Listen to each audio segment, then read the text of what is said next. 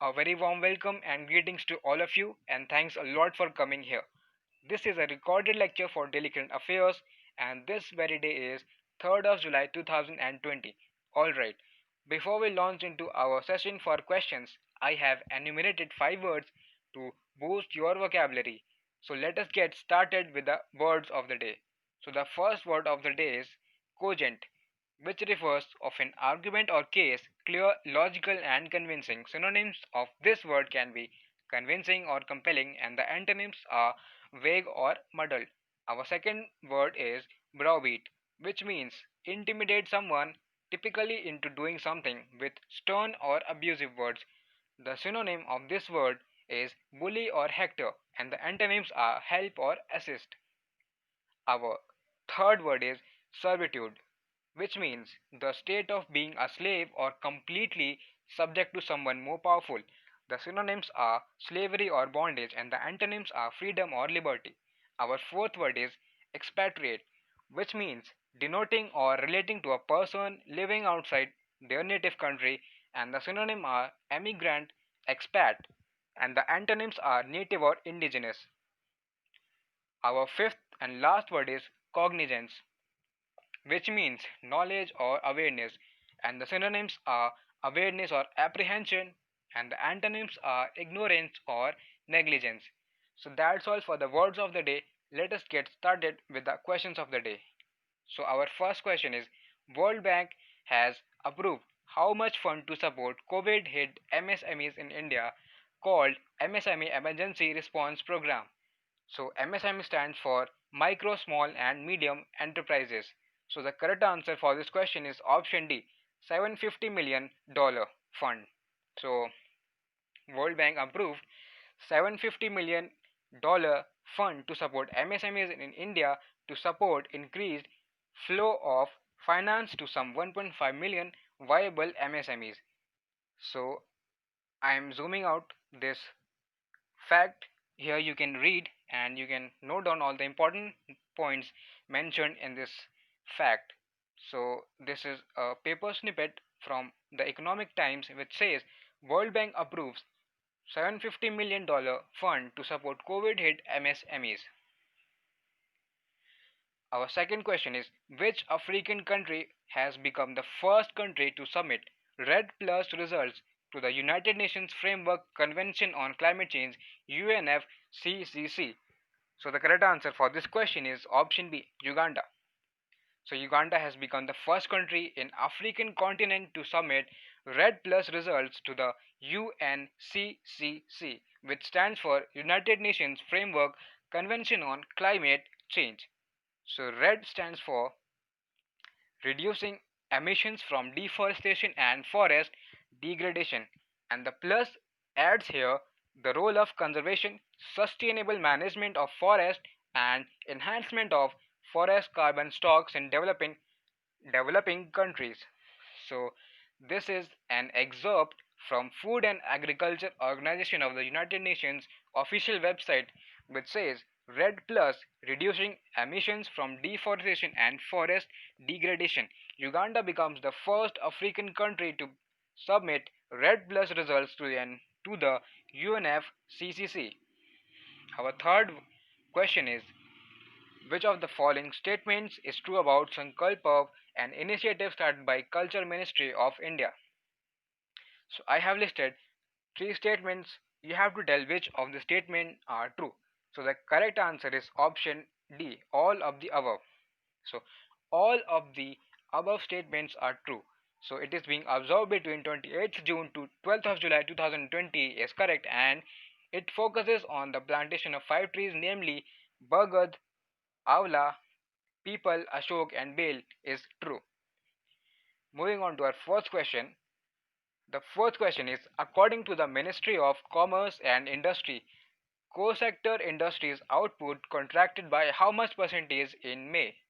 So the correct answer for this question is option B, 23.4%.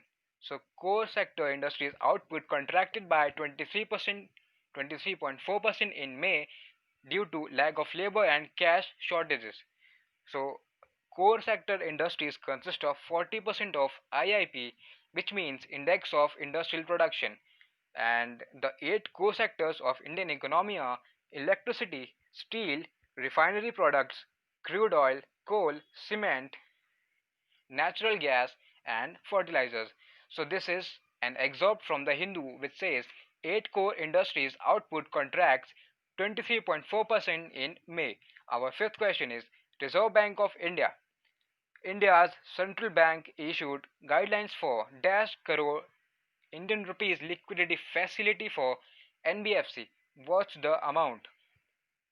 So the correct answer is option D 30,000 crore. So the guidelines has been issued by RBI which includes eligibility criteria for institutions availing of the facility, and it said SBI Caps has set up a special purpose vehicle SPV called SLS Trust which will administer the scheme. The SPV will purchase short-term papers from eligible NBFCs and HFCs which is called housing finance companies. So this is an excerpt from Financial Express which says RBI issues guidelines for rupees 30,000 crore NBFC liquidity facility. Our sixth question is which Indian actress and singer has signed multi-million dollar TV deal with Amazon Studios, a subsidiary of Amazon? So the correct answer for this question is option B, Priyanka Chopra.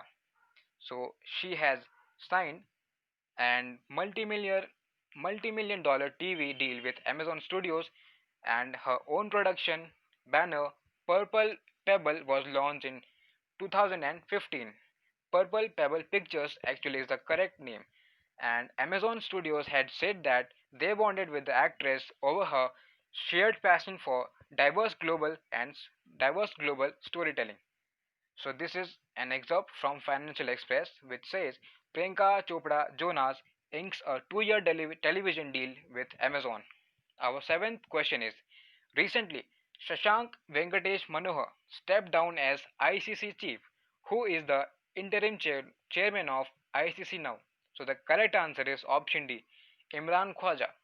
So Shashank Manohar, who became the ICC's first independent chairman in 2016, stepped down as ICC chief, and his deputy Imran Khwaja will be the interim chairman of ICC till the president is elected. So this is an excerpt from the Hindu which says Manohar steps down as ICC chief. So he is Shashank Manohar. Our eighth question is the Ministry of Environment, Forest and Climate Change reconstituted the Indian body responsible for oversight of zoos. Which Indian body is that? So the correct answer for this question is option D, Central Zoo Authority. So Environment Ministry has reconstituted the CZA to include an expert from the School of Planning and Architecture Delhi and a molecular biologist. Moving on to our ninth question. Recently, who has been appointed as the first woman Lieutenant General in the Pakistan Army, who has also become Pakistan Army's first female Surgeon General? So the correct answer for this question is option D, Nigar Johar. So she has been appointed as first woman Lieutenant General in Pakistan Army, and also she has become Pakistan Army's first female Surgeon General. So this is an excerpt from the Dawn, which is prominent Pakistani newspaper, which says Nigar Johar becomes Pakistan Army's first female Lieutenant General. So she is Nigar Johar. Our 10th question is which American multinational private equity, alternative asset management and financial services corporation will invest $235 million for approximately 25% stake in Anextra Data Limited, a wholly owned subsidiary of Bharti Airtel engaged in data center business? So the correct answer is option A, the Carlyle Group. So Carlyle Group will invest around $235 million for 25% stake in Anextra Data Limited, which is a subsidiary of Bharti Airtel, and the post-money enterprise valuation of Anextra is approximately $1.2 billion. And the important thing is that the transaction is subject to necessary regulatory approvals, including approval from the Competition Commission of India. So this is an official statement from the Carlyle Group which says Carlyle to acquire approximately 25% stake in Airtel's data center business at a valuation of US dollar 1.2 billion. So that's all for the questions of the day. Let us move to our new section which is news that made headlines. So two more species added to India's list of butterflies, and this has been discovered in Arunachal Pradesh, and the name of those are striped hairstreak and elusive prince. So now India has 1327 species, up from 1318 species of butterflies. So our second news is first corporate eco lab of India is going to be set up in Bhadoi, Uttar Pradesh, and third is Prime Minister Narendra Modi quits popular Chinese social media site Sina Weibo. And fourth is central government designates 9 individuals as terrorists under UAPA, and they are linked to Khalistani groups that seek to establish a separate country and are based abroad. Next is Iravi Perur Gram Panchayat of Kerala has successfully deployed two robot nurses named Asha at a COVID-19 first line treatment center at the Thotakart Medical Center at Iravi Perur. Our sixth is Professor Sanjay Dwivedi has been appointed as Director General of Indian Institute of Mass Communication. Seventh is Kritika Pandey is the overall winner of the Commonwealth Short Story Prize for her story, The Great Indian Tea and Snake. She hails from Jharkhand. Eighth and the last is SERB has launched new scheme called Accelerate Vigyan to provide a single platform for research internships, capacity building and workshops. So for Hindi general knowledge questions, please visit Ardhasiddhi Academy channel on YouTube. The content is important for major competitive exams. So friends, if this video helped you to raise your awareness about important updates and happenings around the world, please leave a like on this video. If you have any suggestions for us, do post in the comment section, and please subscribe this channel for the daily and informative updates. Thanks a lot for listening to me.